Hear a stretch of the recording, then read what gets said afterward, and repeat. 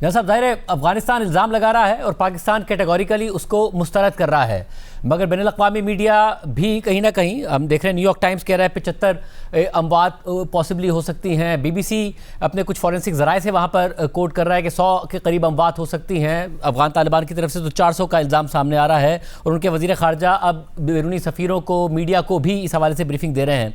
अब से पहले पाकिस्तान की जो कार्रवाइयाँ थी उस पर एक हमदर्दी पाकिस्तान को हासिल थी कि अब अफगान तालिबान क्योंकि वहाँ पर दहशत गर्दों को नहीं रोक रहे और पाकिस्तान कार्रवाई पर मजबूर हो रहा है। आपको लगता है इस कार्रवाई के बाद ये जो कार्रवाई हुई है एक नेगेटिव पब्लिसिटी पाकिस्तान को मिली है?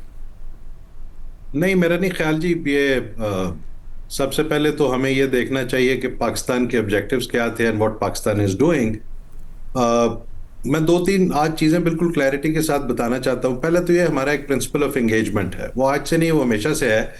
और ख़ास तौर पे जब से ये अफगानिस्तान के साथ ये मामला शुरू हुए तो प्रिंसिपल ऑफ एंगेजमेंट ये है कि हमने किसी सिविलियन टारगेट को एंगेज नहीं करना, हमने टेररिस्ट इंफ्रास्ट्रक्चर को एंगेज करना है और जो उनके मिलिट्री टारगेट्स हैं उनको एंगेज करना है ताकि उनकी कैपेबिलिटी को कम किया जा सके, डिमिनिश किया जा सके। ये तो फंडामेंटल प्रिंसिपल है कि हमने अफगान लोगों को किसी को टारगेट नहीं करना, किसी सिविलियन को टारगेट नहीं करना। टारगेटिंग होती कैसे है? टारगेटिंग होती है ऐसे है कि जी मल्टीपल सोर्सेज से इंटेलिजेंस इकट्ठी की जाती है, उसको करैबोरेट किया जाता है और उसके बाद उसका टारगेट का एक एनालिसिस होता है और फिर फाइनली एक डिसीजन लिया जाता है बेस्ड ऑन कंफर्म्ड इंटेलिजेंस। तो कोई टारगेट इसके अलावा नहीं लिया जाता कि बैठे बैठे किसी को ख्याल आया और उसने जाके टारगेट्स को एंगेज करना शुरू कर दिया। So this is exactly one of those targets. तीसरी चीज ये होती है कि पाकिस्तान कोई जनरल पर्पस बॉम्ब्स यूज नहीं करता। जनरल पर्पस बॉम्ब्स ये होते हैं कि जी आप गए एक एरिया में, आपने वो बॉम्ब फायर किया एयरक्राफ्ट से या किसी और चीज से, मेनली फ्रॉम द एयरक्राफ्ट, और वो उसमें प्रिसिशन गाइडेड म्यूनिशन नहीं है, वो थोड़ा दाएं या बाएं लग सकता है। Pakistan is using precision guided munitions ताकि वो बिल्कुल डॉट ऑन टारगेट, 1 मीटर की भी गलती नहीं होती, वो टारगेट को उस तरह से हिट करते। देन बड़ा इंपॉर्टेंट चीज क्वेश्चन ये है कि was it really a rehab facility? ये कोई रिहैब फैसिलिटी थी और was it being used for some other purposes? और दूसरा जो बहुत इंपॉर्टेंट चीज है, regardless of whatever people are saying और अफगान तालिबान उसको क्यों इस तरह से पेश कर रहे हैं वो सबको मालूम है, why was this in the middle of an ammunition dump? एक एमुनेशन है, एमुनेशन डंप है, उसके दरमियान में एक रिहैब फैसिलिटी है। डज इट ये कोई लॉजिकल बात नजर आती है? कोई इसमें समझ आती है किसी को? उसके बाद यहाँ पे एक मिलिट्री रिलेटेड फैसिलिटीज और भी थी जहाँ पे ड्रोन्स असेंबल हो रहे थे, जो मिलिट्री ग्रेड ड्रोन्स थे जो पाकिस्तान के खिलाफ इस्तेमाल हो रहे हैं। और यही वो फैसिलिटी है जहाँ पे बहुत सारे लोगों को एज सुसाइड बॉम्बर्स भी ट्रेन किया जाता है। तो अब वो अफगान तालिबान उसको रिजीम जो है जैसे मर्जी पेश कर ले, but the facts do not change on ground. और आपने ये भी देखा होगा कि पोस्ट स्ट्राइक पे चले जाते हैं, पोस्ट स्ट्राइक एनालिसिस इसका, विच इज क्वाइट विजिबल। वो तो शेयर किया ना पाकिस्तान ने कि ये टारगेट था, ये हमने स्ट्राइक की। वो स्ट्राइक के नतीजे में जो आपको वहां पे सेकेंडरी एक्सप्लोजन नजर आए और बहुत सारे नजर आए। सेकेंडरी एक्सप्लोजन उस चीज को कहते हैं कि वहां पे एमुनिशन था, एमुनिशन डंप था, जब उसको टारगेट किया, प्रिसिशन गाइडेड म्यूनिशन ने उसको हिट किया तो वहां पे और बहुत सारे एक्सप्लोजन हुए क्योंकि वहां पे एमुनिशन था। So that is very clearly visible, वो साफ नजर आ रहा है with the date, with the coordinates, with everything. उसको कोई डिनाई नहीं कर सकता, उसका साइंटिफिक एविडेंस मौजूद है। पोस्ट स्ट्राइक एनालिसिस में बिल्कुल क्लियर नजर आ रहे हैं सेकेंडरी एक्सप्लोजंस। और ये कंफर्म किए बहुत सारे अफगान लोगों ने खुद भी, कुछ अफगान मीडिया में जो जर्नलिस्ट हैं, कुछ और लोग हैं, उन्होंने खुद इस चीज को माना है कि वहां पे सेकेंडरी एक्सप्लोजंस थे। उसके अलावा अब कैजुअल्टी फिगर्स पे आ जाते हैं। कैजुअल्टी फिगर्स वेरी कर रही हैं, कोई कह रहा है 400 है, कोई कह रहा है 100 है, बट उनके ना किसी ने नाम शेयर किए, ना उनके एड्रेसेस शेयर किए, ना कोई और चीज शेयर की।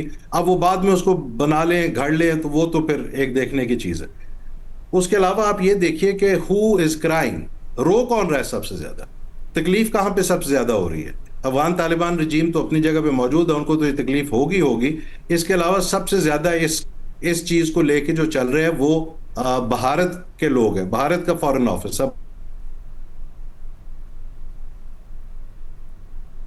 सो उसके अलावा कुछ मीडिया भी है, there some media with an agenda. दूसरी चीज शाहजेब, मैं आज बिल्कुल क्लैरिटी से आपको ये बताना चाहता हूं, आप बहुत अकम्पलिश्ड मीडिया पर्सन हैं, जर्नलिस्ट भी हैं, इंफॉर्मेशन स्पेस के आदमी हैं।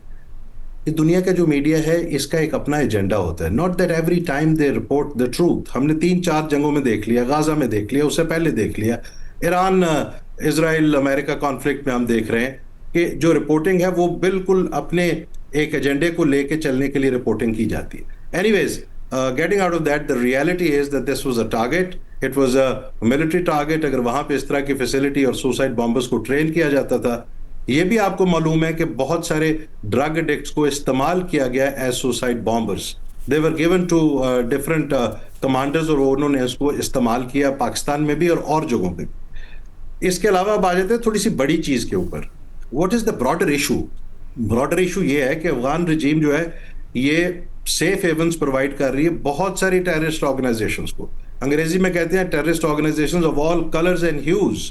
वो इस रीजन को भी थ्रेट करते हैं, वो इस रीजन के अलावा भी थ्रेट करते हैं, पाकिस्तान को भी थ्रेटन करते हैं। इन सब को इन्होंने सेफ हेवन दी हुई है। दीगर ममालिक को भी शिकायत हैं, मगर अब जबकि अफगान तालिबान के जो सफ़ीर हैं सुहेल शाहीन, उन्होंने एक इंटरव्यू में ये कहा है कि जो पाकिस्तान की हमसे डिमांड है वो गैर हकीकत पसंदाना है, कि हम ये ज़मानत नहीं दे सकते कि पूरे पाकिस्तान में किसी भी कोई जो सिक्योरिटी वाक़या हो उसकी जिम्मेदारी हम पर आ जाए। हम ये ज़रूर यकीन दहानी करा सकते हैं कि अफगान सरजमीन से पाकिस्तान के खिलाफ कोई नुकसान नहीं पहुँचाया जाएगा। उसका क्रेडिबल एविडेंस चाहिए जी। सुहेल साहब भले से ये कहते रहे, द क्रेडिबल एविडेंस इज कि पाकिस्तान में जितनी टेररिस्ट एक्टिविटी हो रही है उनका बेस इज अफगानिस्तान। टीटीपी की लीडरशिप, टीटीपी की ऑर्गेनाइजेशन, टीटीपी की फंडिंग, टीटीपी का सपोर्ट मैकेनिज्म सारा अफगानिस्तान में बेस्ड है। सो इसलिए ये सुहेल शाहीन साहब को ये जैसे मर्जी कहते रहे, but nobody is going to believe it. फिर और बीएलए और बाकी सारी ऑर्गेनाइजेशंस जिसमें मैंने पहले भी इस पे जिक्र हुआ है कि टीआईएम है, दाइश है, सो ऑन सो फोर्थ। फिर एंड गेम है क्या? क्योंकि सालिस भी बीच में पड़े, कुछ नहीं हो सका। फिर ईरान, अभी चाइना की खबर आई कि वो भी बीच में पड़ा मगर मामला नहीं बन सका। रूस कह रहा है कि अगर दोनों ममालिक हमसे कहेंगे हमारे दोनों से अच्छे ताल्लुकात हैं, हम उस वक्त बीच में पड़ेंगे जब ये दोनों ममालिक कहेंगे। तो ना सालिस कुछ कर पा रहे हैं, तो क्या एंड गेम है? जी देखिए, एक तो इस वक्त पूरे दुनिया में एक बड़ा अजीब सा डिसऑर्डर है। There is no order in the world right now, और बहुत बड़े बड़े प्रॉब्लम्स हैं जिनके साथ दुनिया सारी डील कर रही है, और ये एक प्रॉब्लम है जिसके साथ इवेंचुअली सबको डील करना पड़ेगा इस वक्त। और बहुत बड़ी बड़ी चीजें हमारे रीजन में भी हो रही हैं, बाकी जगहों पे भी हो रही हैं। बहुत सारा फोकस उस वजह से डाइवर्टेड है, लेकिन eventually what is going to go? Pakistan is responsible, government of Pakistan, the state of Pakistan is responsible for the security of the people of Pakistan. So Pakistan ने क्या करना है? पाकिस्तान ने पहली चीज़ यह कि पाकिस्तान अभी तक, मैं आपको बता दूं शाहजेब, जो पाकिस्तान ने स्ट्राइक्स की हैं ये टैक्टिकल और ऑपरेशनल नेचर की स्ट्राइक्स थी। अभी तक पाकिस्तान ने स्ट्रेटेजिक लेवल की स्ट्राइक्स वहां पे नहीं की। ऑब्वियसली मैं ये तो नहीं कह सकता, आपको बता तो नहीं सकता कि वो टारगेट्स क्या हो सकते हैं, लेकिन जो दूसरी बड़ी इंपॉर्टेंट चीज़ है, आहिस्ता आहिस्ता प्रेशर अब माउंट हो रहा है अफगान तालिबान रजीम के ऊपर, फ्रॉम विद इन, अंदर से भी और बाहर से भी। वो एक आधे इंसिडेंट को वो अपनी मर्जी से ऑर्केस्ट्रेट करके एक तरीके से पेश करके सिंपैथी नहीं हासिल कर सकते। Reality is that they have become a terror central, और वहां पे बहुत सारी एक्टिविटीज हो रही। तो रीजन के साथ ये अप्रोच को कोऑर्डिनेट करना पड़ेगा। आई एम श्योर हमारे चाइनीज दोस्तों को बिल्कुल एग्जैक्टली पता है कि अफगान तालिबान कि किसी लफ्ज के ऊपर, किसी बात के ऊपर यकीन नहीं किया जा सकता अनलेस कोई गारंटीज ऐसी सिक्का बंद हो कि ये यकीन हो सके कि वहां से एक्टिविटीज किसी और मुल्क में इंक्लूडिंग पाकिस्तान नहीं होंगी।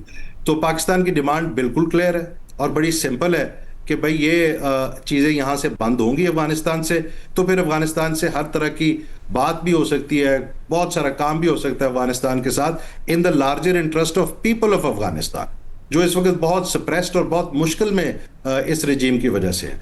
सो दूसरा जो है ना, रीजनल रिस्पॉन्स इवेंचुअली आप देखिएगा, मैंने पहले भी कहा, ये रीजनल रिस्पॉन्स आहिस्ता आहिस्ता ज्यादा कोऑर्डिनेटेड होता जाएगा, including the Chinese and the Russians and the region. सारा इसके ऊपर एक तरह से प्रेशर माउंट करना शुरू करेगा, और प्रेशर अब माउंट हो रहा है अफगान तालिबान के ऊपर। Leave aside the Indians and Israelis, उनका अपना एजेंडा है, वो तो इसको डिफरेंट तरीके से देखते हैं और वो इसको देखते रहेंगे डिफरेंट तरीके से, बट रीजन के बाकी ममालिक और दुनिया के बाकी लोग इसको मुख्तलिफ तरीके से देख रहे हैं। तो ये इनके ऊपर एक कोऑर्डिनेटेड प्रेशर माउंट होना है जिसमें रीजन ने इवेंचुअली कोऑर्डिनेट करना है।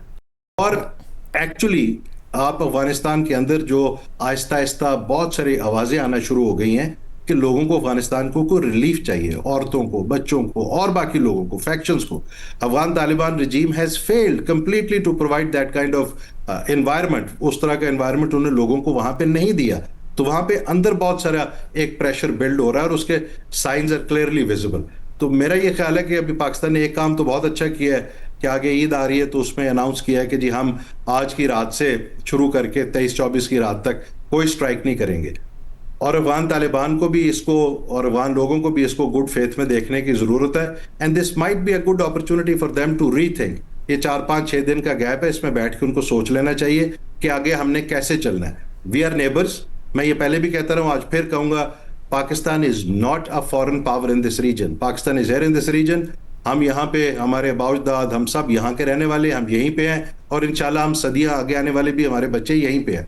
इसी तरह अफगानिस्तान के लोग हैं, वो भी यहीं पे हैं। सो एज गुड नेबर्स, दानिशमंदी और दीनदारी का जो इस वक्त तकाजा है वो ये है कि पाकिस्तान के साथ मिलके इन जो टेररिस्ट ऑर्गेनाइजेशंस है, खासतौर पे टीटीपी एंड बीएलए, इसको प्रोटेक्ट करना बेवकूफ़ी है अफगान तालिबान रिजीम की, and they have to come to their right senses and एक develop a different kind of mechanism to present to the world कि यार वो कोई reasonable regime के तौर पे act कर सकते।